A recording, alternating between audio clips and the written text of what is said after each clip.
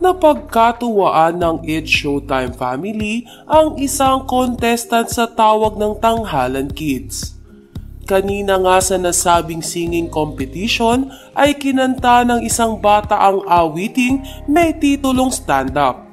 Dahil dito ay naisip ng Showtime family na tumayo tuwing babanggitin ng bata ang salitang stand-up. Narito at panoorin natin ang naturang video ng Showtime family habang kinakanta ng bata sa tawag ng tanghalan ang kantang stand-up.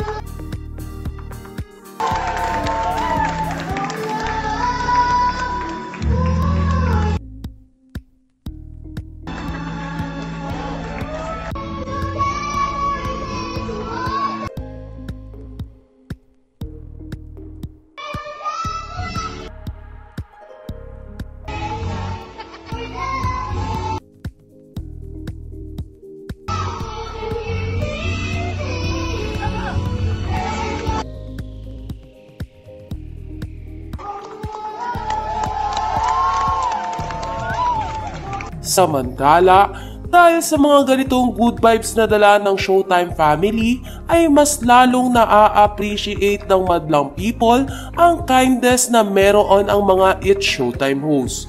Anila ay kahit dinadaan lang sa biro ng Showtime family ang lahat ay makikita mo na iba talaga ang kanilang pagsuporta sa mga nagiging contestant o sumasali sa kanilang show.